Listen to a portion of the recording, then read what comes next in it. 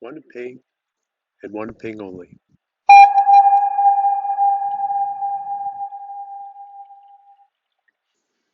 Well, hello, and welcome to Tale 3 Cabins. I got a little project that I've been kind of putting off. I should have did it last year. Weather never really cooperated, and it's holding me up from doing a lot of other projects. So why don't you come check it out? So for the longest time, I've wanted to run an electric line to the shed out there. I want to start over here. My panel's in the back part of the house, but I'm gonna run electric wire, come down somewhere near this window, and then I'm gonna head out straight to the shed here. And I'm probably going to come up, just where the end of that rake is. And this will enable me to put an outlet inside, maybe an outlet outside, and a couple light switches and some LED lights, low voltage. My only problem is I got a gas line, and then I have this drain pipe, and the drain pipe starts over here. It takes water from my gutters and from my sump pump, goes underneath the shed. And then there's a little clean out here, and I checked that, and it's 32 inches deep, and it looks like it runs straight directly towards the corner of the house. So I want to avoid hitting that, and I also have a gas line over by my apple trees. So I'm going to do my best to avoid that drain pipe, and then once I get past the apple trees there, I'm going to hug the driveway and try to stay away from the pipes that are coming out of the side. One of them is my sump pump, which feeds into my gutter pipes. Now the total depth that the subsoiler can go is 24 inches, and I'm going to make a couple marks here. I'm going to figure out where the 12 inches is at, and then where 18 inches is at. And 18 inches is approximately where my gas line is. So I know I'm going to go over the top of it.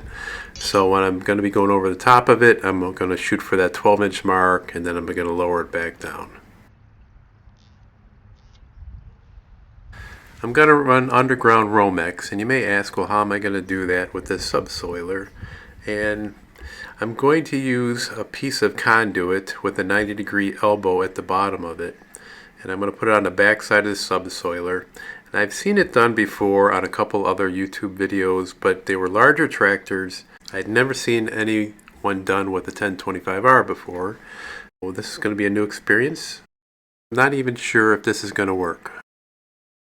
I have a few different sizes of conduit here. This one is 1 inch, and if you see, it kind of overlaps the sides of the subsoiler here, and it might be a little too wide plowing through that dirt. This is 3/4 of an inch, and this is what I'm going to use. It's still a good size to get the romex to run through there easily, and I think it'll keep the friction down when it's going through the ground. So this is the basic principle. Online I've seen a lot of people that have welded brackets onto their subsoiler and then use that to keep the conduit in place. I don't have a welder, and I don't want to bug people I know all the time that have a welder to do little odd jobs like this. So I'm going to try to use some hose clamps, and I got 5-inch hose clamps, 1/2 inch thick. I got 5 of them that I'm going to put on there, and I'm going to see how well that does, and hopefully it'll work. Now altogether, going underground and then across the backside of my house and down to my panel, I'm probably looking at somewhere in the neighborhood of 170 feet of this underground romex. So I went with the 12 gauge. I figure that's enough for me to run a power tool or two if I need to. Some, like I said, low voltage lights, maybe a sprinkler pump now and then, and I don't think it should give me any issues with the length. I thought about 10 gauge, but I would probably need some thicker conduit to run that through.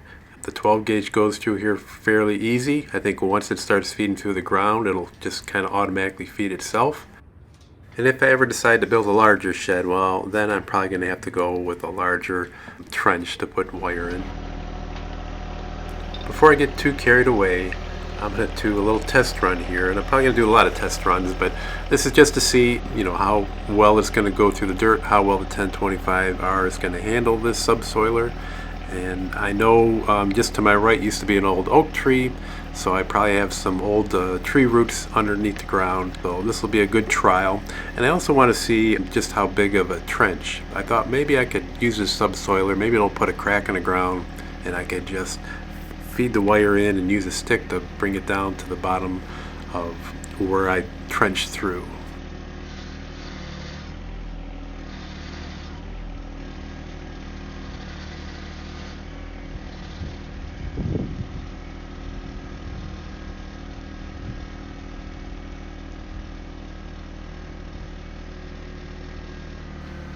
So right now I'm probably about at that 18-inch mark on the subsoiler that I put there.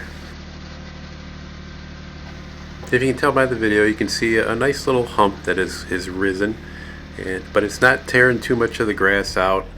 A couple divots here and there. But this will dismiss the idea of just trying to take some wire and stick it through the crack, because there's no way that's going to happen. I thought maybe if the conditions were right, if the soil was just moist enough that, you know, it would open up a crack in the ground and I could feed the wire down without even worrying about the conduit part. So I'm going to put these divots back, and I'm going to run over with the tires and see how the yard's going to look after that.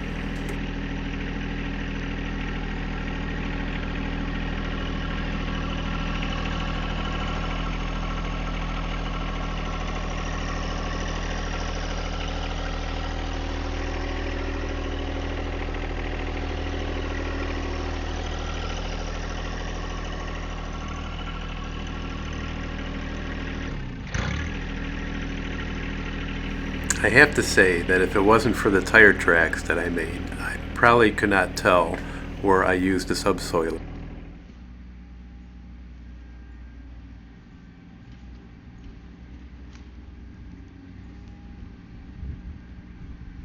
So far so good.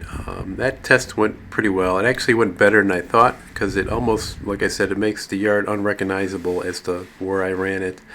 Now I got to start making way to clear a path. As I told you, once I clear the apple trees, I'm going to try to hug the driveway as much as possible. So I need to pull out a lot of my landscape stuff here. It's also been holding us up putting some mulch in this area, because we knew that this was coming. So I just got to clear this little area out.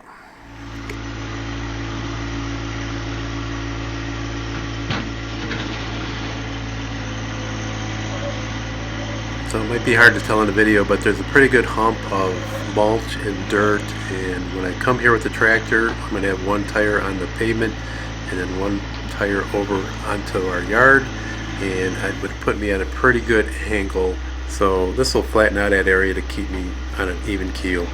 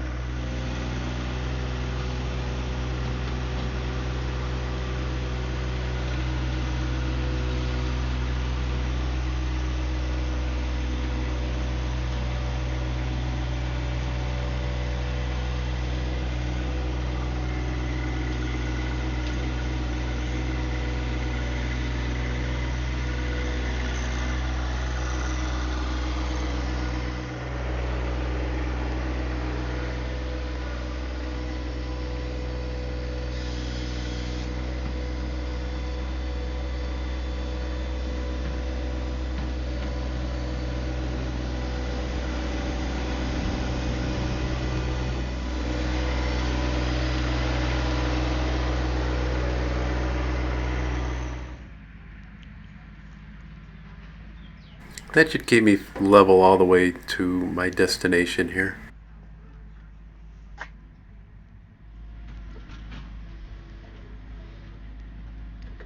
Next thing I thought about is the roll of romex itself. I thought maybe I could get it to feed automatically off of the top of my ROPS here. So I'm going to try to go with this. I'm not sure if this is going to work either, but I thought it was a way that, if you're by yourself, that this can be done with one person. One thing about the subsoiler in the 1025R is pretty long, and the 3-point hitch will not lift it up high enough without you dragging it. If you remove the top link and just let it kind of angle in, you can move it okay. And as I was out here, it looks like the neighbor's peacocks escaped. A little jailbreak. Update since this video was put together. They got 2 of them back, but there's still 1 at large.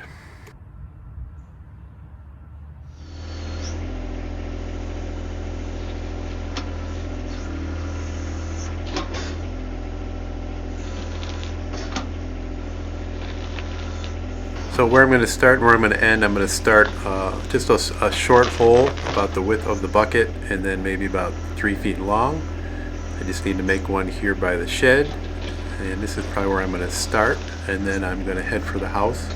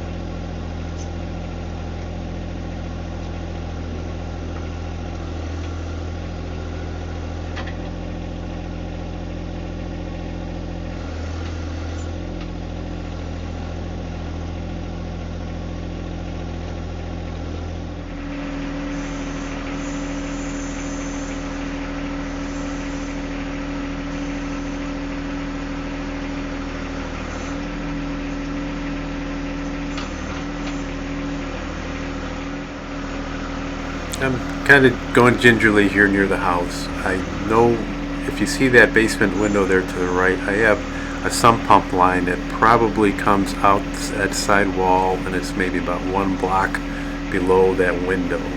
And I know it ties into the rest of my gutter lines. I'm just kind of being gingerly here because I cannot remember how all these connected when I built the house. I am assuming that if I get close, I'm going to start hitting some gravel. Well, I'm just keeping an eye out for that.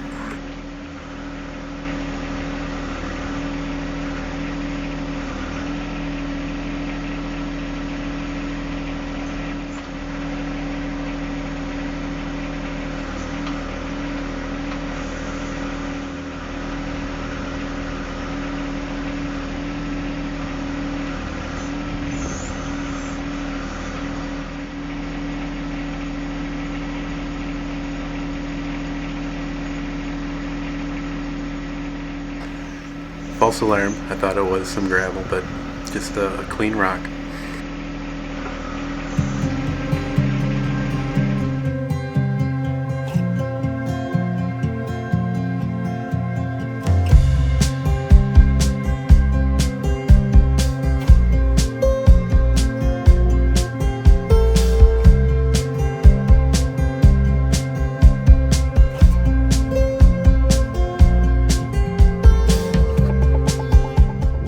Alright, so I have most of the prep work out of the way, and the next step for me is to just do a trial run without the conduit on there, going from point A to point B. And I want to do this just to eliminate any obstacles when I'm actually doing the final run with the conduit itself.